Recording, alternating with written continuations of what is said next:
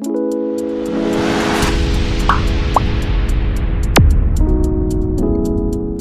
To genius classes. Calcium इसका उपलब्ध रूप क्या है, मतलब पौधों के किस रूप में उपलब्ध होता है। तो सब पहले हमने पढ़ लिया था आयनिक रूप में सभी पोषक तत्व तो उपलब्ध होते हैं, और ये किस रूप में होता है, कैल्शियम प्लस 2 के रूप में होता है। स्रोत क्या है इसका, कहां से प्राप्त करते हैं, तो डोलोमाइट से प्राप्त करते हैं। और डोलोमाइट का सूत्र क्या होता है, CaCO3 और MgCO3 इंटू MgCO3। तो CoCO3 और MgCO3 से क्या बनता है, डोलोमाइट बनता है। अब कार्य की बात करें हम, कैल्शियम के क्या क्या कार्य हैं, तो कैल्शियम क्या करता है, कोशिका भित्ति के निर्माण में सहायक होता है। कोशिका विभाजन मतलब कि कोशिकाओं को बांटने में, और दीर्घीकरण मतलब कि बढ़ाने में। तो कोशिकाओं के विभाजन और दीर्घीकरण में सहायक होता है। और किस में सहायक होता है, तो गुठलियों के निर्माण में सहायक होता है। गुठलियों के फलों व गुठलियों के निर्माण में सहायक होता है। कोशिका भित्ति के निर्माण में सहायक होता है। जड़ व तने के शीर्ष भाग में वृद्धि करता है। जो जड़ व तना होता है, ऊपरला भाग होता है, उसके शीर्ष भाग होता है, उसमें क्या करता है, ये वृद्धि करता है। गुठलियों के निर्माण में सहायक होता है। कमी के क्या क्या लक्षण है, तो वही है कमी के लक्षण की गुठलियों का निर्माण अच्छे से नहीं हो पाएगा, कोशिका को विभाजन अच्छे से नहीं हो पाएगा। तो शीर्ष भाग पर इसके कमी के लक्षण दिखाई देते हैं, क्योंकि ये शीर्ष भाग में वृद्धि करते हैं, तो शीर्ष भाग की वृद्धि नहीं होगी।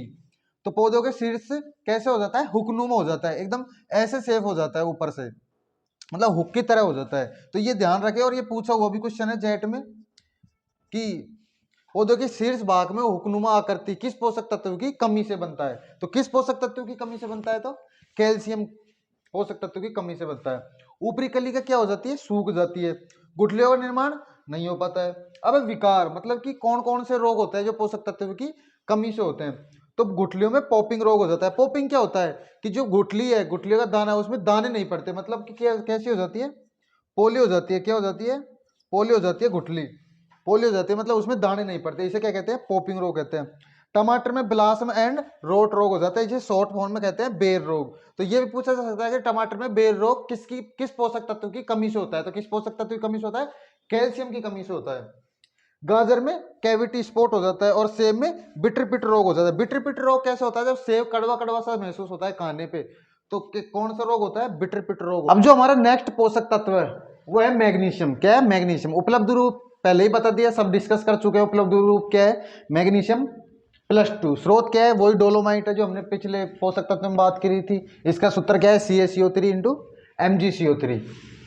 क्लोरोफिल के निर्माण में क्या होता है, सहायक तत्व, सहायक नहीं है, क्लोरोफिल निर्माण में अनिवार्य तत्व है, मतलब एक क्लोरोफिल का निर्माण करता है। एक हमने पढ़ा होगा नाइट्रोजन में, आपने पढ़ा होगा कि नाइट्रोजन क्या है, क्लोरोफिल के निर्माण में सहायक है।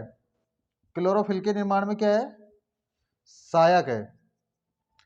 अब क्वेश्चन दो तरीके से आ सकता है।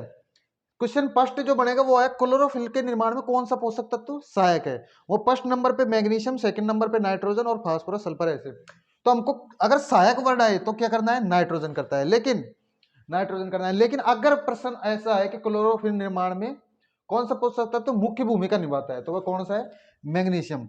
एक हमने नाइट्रोजन में पढ़ा था कि यह पोरफाइनिन रिंग के निर्माण में सहायक होता है। तो पोरफाइनिन रिंग क्या होती है, जैसे कि ये Mg, जिसका सूत्र क्या होता है, इधर को नाइट्रोजन, इधर की नाइट्रोजन, तो इसके क्या है, ये पोरफाइनिन रिंग है। क्या है ये, पोरफाइनिन रिंग, जिसके चारों तरफ तो क्या होता है, नाइट्रोजन होता है, और बीच में क्या होता है, मैग्नीशियम होता है। तो पोरफाइनिन रिंग के निर्माण में सहायक है, लेकिन मुख्य पोषक तत्व कौन सा है, वो है मैग्नीशियम, लेकिन निर्माण में कौन सहायक है, वो है नाइट्रोजन। तो ये है पोरफाइनिन रिंग। अगर ऐसे क्वेश्चन में क्लोरोफिल के निर्माण में सहायक कौन है, तो नाइट्रोजन, लेकिन मुख्य कौन है, तो मैग्नीशियम। ऐसे ही है क्लोरोफिल के निर्माण में यह अनिवार्य तत्व है। प्रकाश संश्लेषण में क्या करता है, सहायता करता है, और शर्करा के निर्माण में सहायक होता है। क्या होता है, शर्करा के निर्माण में। हमने पोटेशियम में पढ़ा था कि शर्करा और स्टार्च का परिवहन कौन करता है, पोटेशियम करता है, लेकिन निर्माण में सहायता कौन करता है, तो मैग्नीशियम करता है। कमी के लक्षण की बात करें तो कमी के लक्षण कहाँ दिखाई देते हैं, हमने फर्स्ट जब हो सकता है तो हमारा चैप्टर शुरू हुआ था उसी टाइम बता दिया कि एक पौधे का जो डायग्राम बना के पहले ही समझा दिया था कि NPK Mg MO इनके कमी के लक्षण कहाँ दिखाई देते हैं, पौधों की निचली व पुरानी पत्तियों पर। तो पुरानी पत्तियों पर इसके क्या है, कमी के लक्षण दिखाई देते हैं। अंत सिरा हरिमानता हो जाती है, मतलब कि जो पत्तियों के सिरा हैं वो क्या पड़ जाती है, पीली पड़ जाती है। पत्तियों की सिराओं क्या पड़ जाती है, पीली पड़ जाती है। शरीर क्रियात्मक विकार तो ग्रास टिटेनी रोग हो जाता है, किन में हो जाता है, फसलों में हो जाता है। फसलों में ग्रास टिटेनी रोग किन में होता है, फसलों में होता है। सैंड डाउन रोग हो जाता है, कौन किस में हो जाता है, तंबाकू की फसल में क्या हो जाता है, सैंड डाउन रोग हो जाता है। अगले पोषक तत्व की बात करें तो अगला पोषक तत्व हमारा कौन सा है, सल्फर है। उपलब्ध रूप क्या है इसका, SO4 -2 है। स्रोत क्या है? तो कार्बनिक पदार्थों से प्राप्त किया जाता है। कार्य क्या है सल्फर के? तो सल्फर युक्त अमीनो अम्लों का निर्माण करता है। सल्फर युक्त अमीनो अम्ल कौन से होते हैं? आप सभी जानते हैं, हमारे जो हम बायोलॉजी में पढ़ेंगे अमीनो अम्ल कितने प्रकार के होते हैं। अमीनो अम्ल 2 प्रकार के होते हैं, आवश्यक अमीनो अम्ल और सहायक। तो कौन कौन से अमीनो अम्ल जो सिस्टीन है, सिस्टाइन है और कौन सा है मिथ्योनिन है, इनके निर्माण में कौन सहायक होता है? कौन सा पोषक तत्व सहायक होता है? तो सल्फर होता है। तिलहनी फसलों में ये सर्वाधिक मोस्ट है और पूछा भी गया है कि तिलहनी फसलों में कौन सा पोषक तत्व सहायक होता है? तो सल्फर पोषक तत्व सहायक होता है। तिलहनी फसलों की मात्रा को यह क्या बढ़ाता है? बढ़ा देता है। कितने परसेंट बढ़ा देता है? तो 4 से 9% बढ़ा देता है।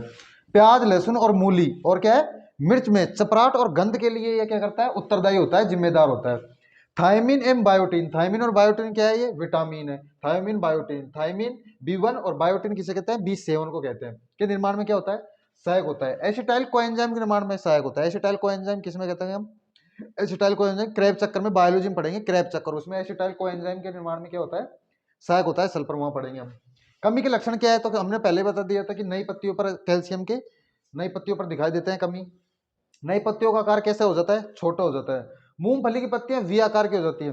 अच्छा, हम यहाँ कंफ्यूज होंगे कि एक तो हमने पढ़ा था नाइट्रोजन में कि वी आकार का पीलापन किस पोषक तत्व की कमी के कारण होता है। तो वो किस पोषक तत्व की कमी के कारण होता है? वो तो होता है नाइट्रोजन पोषक तत्व की कमी कारण। लेकिन अगर पत्तियां वी आकार की हो जाएं, वहां वी आकार का पीलापन हो रहा था, लेकिन यहाँ क्या हो रहा है? यहाँ क्या हो रहा है?